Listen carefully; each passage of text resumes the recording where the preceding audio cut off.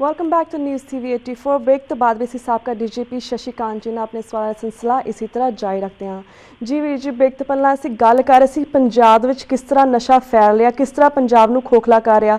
ਪਰ ਵੀਰ ਜੀ ਕਾਫੀ ਬਾਹਰ ਦੀਆਂ ਸੰਗਤਾਂ ਨੇ ਜਿਨ੍ਹਾਂ ਨੂੰ ਪਤਾ ਨਹੀਂ ਲੱਗ ਰਿਹਾ ਕਿ ਪੰਜਾਬ ਦੇ ਵਿੱਚ ਕੀ ਹੋ ਰਿਹਾ, ਕਿਉਂਕਿ ਪੰਜਾਬ ਦਾ ਜਿਹੜਾ ਮੀਡੀਆ ਜਾਂ ਇੰਡੀਆ ਦਾ ਮੀਡੀਆ ਇਸ ਗੱਲ ਨੂੰ ਬਾਹਰ ਨਹੀਂ ਆ ਰਿਹਾ ਕਿ ਪੰਜਾਬ ਕਿਸ ਤਰ੍ਹਾਂ ਨਰਕ ਵੱਲ ਜਾ ਰਿਹਾ, ਕਿਸ ਤਰ੍ਹਾਂ ਖੋਖਲਾ ਹੋ ਰਿਹਾ। ਤੁਸੀਂ ਉਹਨਾਂ ਨੂੰ ਜਾਗਰੂਕ ਕਰੋ, ਬਾਹਰ ਦੇ ਦਰਸ਼ਕਾਂ ਨੂੰ ਵੀ ਜਾਗਰੂਕ ਕਰੋ। बिल्कुल ठीक है दीपा जी, प्रॉब्लम हैगी है जिन्ने भी अदारे हैगे ने जी पंजाब दे नहीं नॉर्मल पॉलिसी होंदी है कि उन्हां दे मीडिया एडवाइजर होंदे ने। हाँ जी, जिन्हां दा काम होंदा है मीडिया मैनेजमेंट। जी किहड़ी गल बात जानी है, किहड़ी गल बात नहीं जानी है, किहड़ी गल अखबारां च आनी हैगी है, न्यूज़ आनी हैगी नहीं आनी हैगी। हाँ जी, ये जिहड़ा मीडिया मैनेजमेंट हैगा कुछ ऑर्गेनाइजेशन दा पोलिटिकल पार्टियां दा बड़ा ही चंगा हैगा जी। इस करके गल्लां जिहड़ी हैगी ने बाहर नहीं जांदी। इत्थे मैं अपनी सेवा जिहड़ी हैगी तुहानूं देना चाहांगा। जी पंजाब की किसी भी समस्या से तुसीं जे मेरे नाल गल करना चाहो, हाँ मैं जी। इन्हां नूं थ्रेड हर चीज से एक्सपोज करांगा। किसी स्पेसिफिक पोलिटिकल पार्टी की गल नहीं कर रहा, मैं पूरे सिस्टम की गल कर रहा जिहदे सारी पोलिटिकल पार्टी, सारे ऑर्गेनाइजेशन, सारे अदारे आते हैं। हाँ जी जी। ਤੇ ਵੀਰ ਜੀ ਤੁਸੀਂ ਵੇਰਵੇ ਦੇ ਨਾਲ ਦੱਸੋ ਕਿ ਪੰਜਾਬ ਦੇ ਵਿੱਚ ਹੋ ਕੀ ਰਿਹਾ, ਹੁਣ ਕਿਸ ਤਰ੍ਹਾਂ ਆਪਣੇ ਪੰਜਾਬ ਦੀ ਪੰਜਾਬੀਅਤ ਦੀ ਜਵਾਨੀ ਕਿਸ ਤਰ੍ਹਾਂ ਨਸ਼ਾ ਵਿੱਚ ਖਰਕ ਹੋ ਰਹੀ ਹੈ।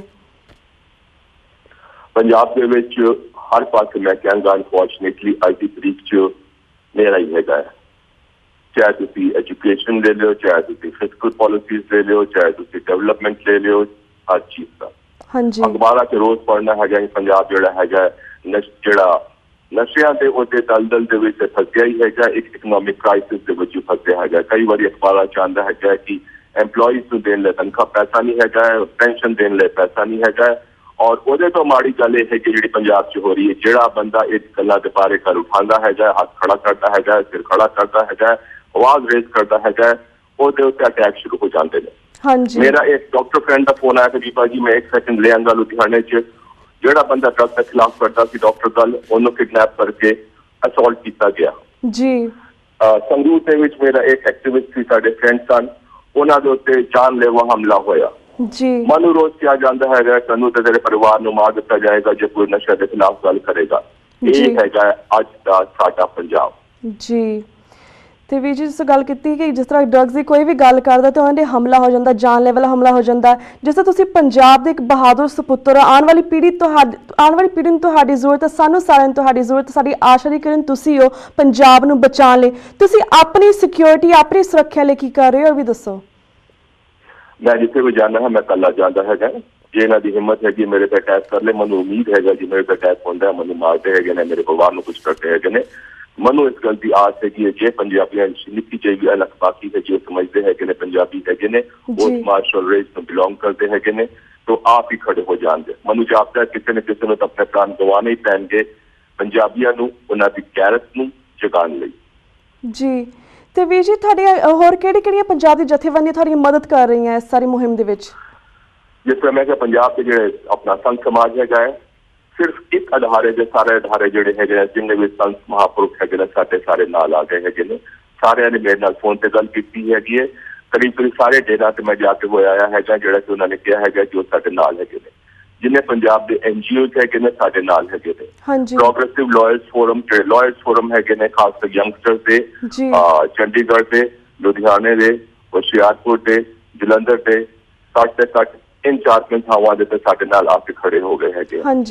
ਨੌਜਵਾਨ ਬੱਚੇ ਜਿਹੜੇ ਕਈ ਤੁਸੀਂ ਜਾਓ ਉਹ ਆਪ ਹੀ ਅਪਰੋਚ ਕਰਦੇ ਹੈਗੇ ਨੇ ਕਿ ਅਸੀਂ ਇਹਦੇ ਬਾਰੇ ਕੁਝ ਕਰਨਾ ਚਾਹੁੰਦੇ ਹੈਗੇ। ਪਰ ਮੇਰੀ ਬੇਨਤੀ ਸਾਰਿਆਂ ਨੂੰ ਇਹ ਹੁੰਦੀ ਹੈ ਕਿ ਕਾਨੂੰਨ ਹੱਥ ਦੇ ਵਿੱਚ ਨਹੀਂ ਲੈਣਾ ਹੈਗਾ।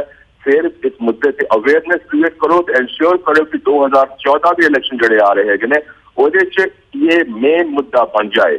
ਪੋਲੀਟੀਕਲ ਪਾਰਟੀਜ਼ ਨੂੰ ਕੋਈ ਗੱਲ ਨਹੀਂ ਹਿਲਾ ਸਕਦੀ ਹੈਗੀ ਸਿਵਾਏ ਇਲੈਕਸ਼ਨ ਇਸ਼ੂਜ਼ ਜਿਹੜੇ ਹੈਗੇ ਨੇ ਜਿਹਦਾ ਕਰਕੇ ਉਹਨਾਂ ਨੂੰ ਐਡਵਰਸ ਇਫੈਕਟ ਪੈ ਸਕਦਾ ਹੈਗਾ। ਜਦੋਂ ਦਾ ਮੈਂ ਮੁਹਿੰਮ ਸ਼ੁਰੂ ਕੀਤਾ ਮੈਨੂੰ ਕਹਿਣ 'ਚ ਖੁਸ਼ੀ ਹੈਗੀ ਹੈ ਕਿ ਪੰਜਾਬ ਪੁਲਿਸ ਵੀ ਥੋੜ੍ਹੀ ਬਹੁਤ ਹਰਕਤ ਦੇ ਵਿੱਚ ਆਈ ਹੈ। ਕੁਝ ਬੰਦੇ ਓਪਨ ਬੰਦੇ ਜਿਹੜੇ ਹੈਗੇ ਨੇ, ਛੋਟੇ ਮੋਟੇ ਜਿਹੜੇ ਹੈਗੇ ਨੇ ਫੜੇ ਜਾ ਰਹੇ ਹੈਗੇ ਨੇ। ਜੇ ਕਿਸੇ ਵੱਡੇ ਬੰਦਿਆਂ ਨੂੰ ਹੱਥ ਪਾ ਦੇਣ ਜਿਹੜੇ ਕਿ ਨਸ਼ੇ ਦੇ ਸਦਾਦਰ ਹੈਗੇ ਨੇ ਸਪੈਸੀਫਿਕ ਇੰਟੈਲੀਜੈਂਸ ਰਿਪੋਰਟ ਦੀ ਬੇਸਿਸ ਤੇ, ਤਾਂ ਹੀ ਮੈਂ ਕਹਾਂਗਾ ਕਿ ਹਾਂ ਕੋਈ ਪੋਜ਼ਿਟਿਵ ਸ਼ੁਰੂਆਤ ਹੋਈ ਹੈਗੀ ਹੈ ਇਸ ਦਿਸ਼ਾ ਦੇ ਵਿੱਚ, ਇਸ ਡਾਇਰੈਕਸ਼ਨ ਦੇ ਵਿੱਚ।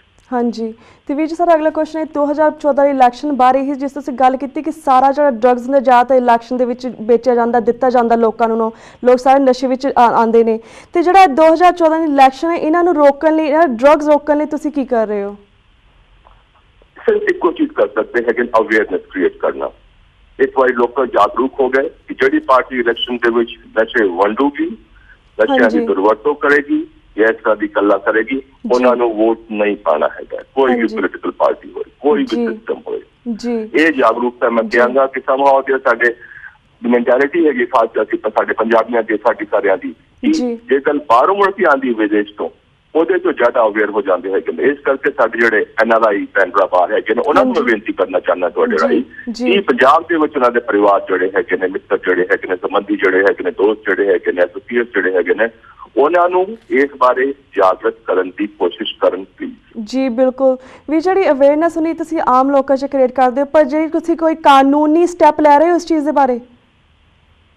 कानूनी स्टेप एको ही जैसे मैं कहा कि बगैर कानूनी स्टेप से शायद लड़ाई को जंग नहीं जितया जा सकता है। इस करके जी मैं PIL जी हैगी है लेटर पटीशन की शक्ल के हाई कोर्ट मूव की हैगी। मैं पूरी उम्मीद हैगी है कि मानयोग हाई कोर्ट जो है पंजाब के हरियाणा वो इनू एक्सेप्ट करेंगे PIL नू, ते PIL उस वेले तक चलती रहेगी और मैं इंश्योर करांगा कि चलती रहेगी, एडमिट हो जाती है जदों तक पंजाब के विच नशे खत्म नहीं हो जाते। हाँ जी बिल्कुल। तो भी जो थोड़ा पिछली बारी गल की 3 फेजेस की गल की, जिस तरह से क्या लोक लहर चलनी चाहिए, बॉयकाट एंड डायरैक्ट एक्शन होना चाहिए, इन्होंने 3 फेजेस किन्ने कामयाब होए हो इस बारे भी दसो। मनु जापता है कि जो मेरे उत्ते धमकियां आ रही हैं या मेरे एसोसीएट्स, मेरे मित्रों से अटैक हो रहे हैं ने, ਇਹਦਾ मतलब है कि जो नशे के सदागर है थोड़े पुंद लाए तो है जी। जो बंदा जोड़ा है वायलेंस करने लग जाता है या इस तरह काला करने लग जाता है, इसका मतलब है पुंद लाया हुआ है। तो मनु ये लग रहा है कि साडा जो मुहिम है जन चेतना क्रिएट करने का, अवेयरनेस क्रिएट करने का, ये सानू सफलता प्राप्त हो रही हैगी है। और ये समा है जदों असीं सारे बगैर डरे हुए और अगे पूरे जोश के नाल वध के इनू पूरा कंट्रोल कर लीए। हुण जिहड़ा दुश्मन जिहड़ा है वो थोड़ा हिलिया होया है, या दुश्मन हिलिया होंदा है उस वेले जिन्होंने कहते हैं पंजाबी च हल्ला बोल होंदा है जिहड़ा, उस वेले पूरा नारा ला करके सत श्री अकाल दा इस वेले टाइम है उन्हां दे उत्ते पूरा अटैक करन दा। हाँ जी।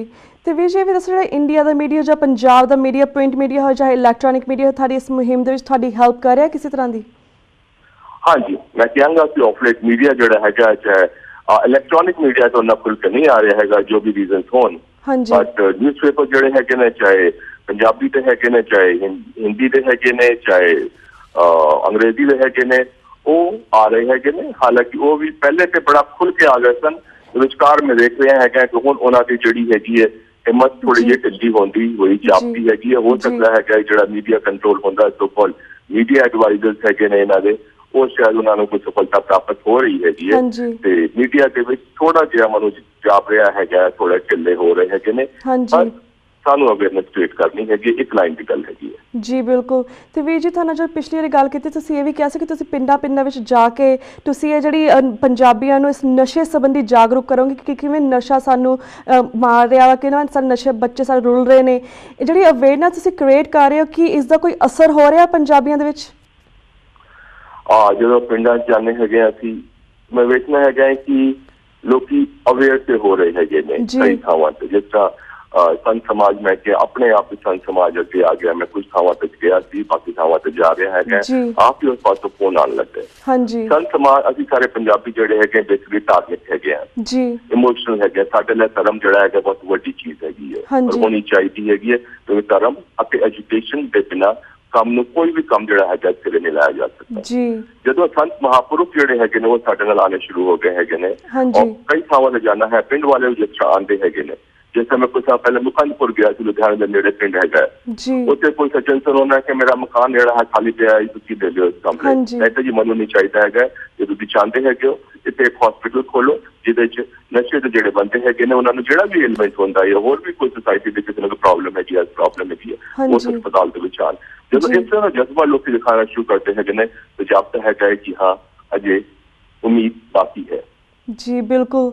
तो वीर जी सारा वक्त समाप्ति वाल जाए, पिछली बार किसी मैसेज लिता जिस विच तुसीं कहा सी कि बाहरली संगत नूं मैसेज दिता सी कि जिहड़े इंडिया दे विचों आंदे ने मंत्री आंदे ने उन्हां नूं तुसीं हार नहीं पहनाने, गिफ्ट्स देने, पर इस वारी तुसीं की सुनेहा देना चाहते हो? ये सुनेहा साडे जिहड़े पंजाबी बाहर रहिंदे ने उन्हां दे शायद कन्नां च उन्हां ने उस वेले रूह पाई हुई सी, हुण भी शायद रूह पाई हुई है। जदों मैं कहांगा कि उन्हां नूं ਸਪੋਰਟ ਨਾ ਕਰਨ ਤੇ ਉਹਨਾਂ ਨੂੰ ਪੁੱਛਣ ਕਿ ਉਹਨਾਂ ਨੇ ਪੰਜਾਬ ਨਸ਼ਿਆਂ ਨੂੰ ਥੰਪਾਉਣ ਕੀ ਕੀਤਾ ਹੈਗਾ। ਸ਼ਾਇਦ ਇਸ ਗੱਲ ਨੂੰ ਜਿਹੜੇ ਸਾਡੇ ਸਰੋਤਾ ਬੈਠੇ ਹੈਗੇ ਸ਼ਾਇਦ ਨਹੀਂ ਸੁਣਨਗੇ। ਜੀ ਜੀ। ਤੇ ਵੀਰ ਜੀ ਸਾਡਾ ਵਕਤ ਹੁਣ ਸਮਾਪਤੀ ਵੱਲ ਜਾਏ। ਤੁਹਾਡਾ ਬਹੁਤ ਬਹੁਤ ਸ਼ੁਕਰੀਆ ਕਿ ਤੁਸੀਂ ਸਾਰੀ ਸੰਗਤਾਂ ਦੇ ਰੂਬਰੂ ਹੋ, ਸਾਡੇ ਦਰਸ਼ਕਾਂ ਦੇ ਰੂਬਰੂ ਹੋਏ। ਇੱਕ ਹੋਰ ਲੈਣਾ ਚਾਹਾਂਗਾ ਸਾਡੇ ਸਰੋਤਾਂ ਨੂੰ, ਤੁਸੀਂ ਕਹੋ ਕਿ ਰੋਜ਼ ਸਵੇਰੇ 2 ਮਿੰਟ ਲਈ ਪੰਜਾਬੀ ਜਿਹੜੀ ਕੌਮ ਹੈਗੀ ਮਰ ਰਹੀ ਹੈ ਉਹਦੀ ਯਾਦ ਦੇ ਵਿੱਚ ਜਿਹੜੀ ਹੁੰਦੀ ਸੀ ਮਹਾਰਾਜਾ ਰਣਜੀਤ ਸਿੰਘ ਦੀ, ਸੰਤਾਂ ਮਹਾਂਪੁਰਖਾਂ ਦੀ, ਉਹ ਜਿਹੜੀ ਕੌਮ ਮਰ ਰਹੀ ਹੈ ਕਿ ਉਹਨੂੰ ਸੋਚ ਕੇ ਰੋਜ਼ 2 ਮਿੰਟ ਦਾ ਜਿਹੜਾ ਹੈਗਾ ਸਾਇਲੈਂਸ ਦੂਰ ਰੱਖਿਆ ਕਰਨ ਰੋਜ਼ ਸਵੇਰੇ। ਜੀ ਵੀਰ ਜੀ ਸ਼ਾਇਦ ਜੀ ਬਿਲਕੁਲ ਸ਼ਾਇਦ ਥੋੜ੍ਹੀਆਂ ਗੱਲਾਂ ਸੁਣ ਕੇ ਸ਼ਾਇਦ ਜਿਹੜੀ ਸਾਡੀ ਕੌਮ ਆ ਬਾਹਰਲੀ ਪੰਜਾਬੀ ਨੇ ਉਹ ਜਿਹੜੇ ਸੁੱਤੇ ਪਏ ਨੇ ਸ਼ਾਇਦ ਉਹ ਉੱਠ ਜਾਣ ਵੀਰ ਜੀ। ਪਰ ਸਾਡੀ ਤਾਂ ਮੁਹਿੰਮ ਇਹੀ ਰਹਿੰਦੀ, ਸਾਡਾ ਉਪਰਾਲਾ ਵੀ ਇਹੀ ਰਹਿੰਦਾ ਕਿ ਜਿਹੜੀਆਂ ਸੰਗਤਾਂ ਸਾਡੀਆਂ ਨੇ ਜਿਹੜੀਆਂ ਪੰਜਾਬ ਬਾਰੇ ਸੋਚਦੀਆਂ ਨੇ, ਜਿਹੜੀਆਂ ਅਮਰੀਕਾ ਕੇ ਸਿਰਫ ਇੱਥੇ ਕਮਾਉਣ ਤੇ ਲੱਗੀਆਂ ਨੇ, ਉਹ ਵੀ ਦੇਖਣਗੇ ਸਾਡੇ ਬੱਚੇ ਪਿੱਛੇ ਨੇ, ਸਾਡੀਆਂ ਫੈਮਲੀਜ਼ ਪਿੱਛੇ ਨੇ, ਸਾਡੇ ਬਜ਼ੁਰਗ ਪਿੱਛੇ ਨੇ, ਉਹਨਾਂ ਦਾ ਕੀ ਹਾਲ ਹੋ ਰਿਹਾ ਪੰਜਾਬ ਦੇ ਵਿੱਚ। ਪਰ ਸਾਡਾ ਕੰਮ ਇਹੀ ਹੈ ਕਿ ਇਹਨਾਂ ਨੂੰ ਉਠਾਉਣਾ, ਪਰ ਇਹਨਾਂ ਦਾ ਕੰਮ ਹੈ ਕਿ ਇਹਨਾਂ ਨੇ ਉੱਠਣਾ ਕਿ ਨਹੀਂ ਉੱਠਣਾ। ਪਰ ਵੀਰ ਜੀ ਅੱਜ ਸਾਡਾ ਵਕਤ ਇੱਥੇ ਸਮਾਪਤੀ ਵੱਲ ਜਾ ਰਿਹਾ। ਮੈਂ ਤੁਹਾਡੇ ਕੋਲ ਇੱਥੇ ਇਜਾਜ਼ਤ ਲੈਂਦੀ ਹਾਂ। ਵਕਤ ਨਾਲ ਅਸੀਂ ਤੁਹਾਨੂੰ ਫਿਰ ਸੰਗਤਾਂ ਦੇ ਰੂਬਰੂ ਕਰਵਾਉਂਦੇ ਰਹਿੰਦੇ ਹਾਂ, ਪਰ ਤਦ ਤੱਕ ਲਈ ਮੈਂ ਤੁਹਾਡੇ ਕੋਲ ਇਜਾਜ਼ਤ ਲੈਂਦੀ ਹਾਂ। ਸਤਿ ਸ਼੍ਰੀ ਅਕਾਲ ਵੀਰ ਜੀ। ਸਤਿ ਸ਼੍ਰੀ ਅਕਾਲ ਜੀ। ਸਤਿ ਸ਼੍ਰੀ ਅਕਾਲ ਵੀਅਰਸ, ਇੱਥੇ ਮੈਂ ਤੁਹਾਡੇ ਕੋਲ ਇਜਾਜ਼ਤ ਲੈਂਦੀ ਹਾਂ। ਕੱਲ੍ਹ ਮਿਲਾਂਗੇ ਸੇਮ ਟਾਈਮ ਸੇਮ ਸ਼ੋਅ। ਤਦ ਤੱਕ ਲਈ ਵਾਹਿਗੁਰੂ ਜੀ ਕਾ ਖਾਲਸਾ, ਵਾਹਿਗੁਰੂ ਜੀ ਕੀ ਫਤਿਹ।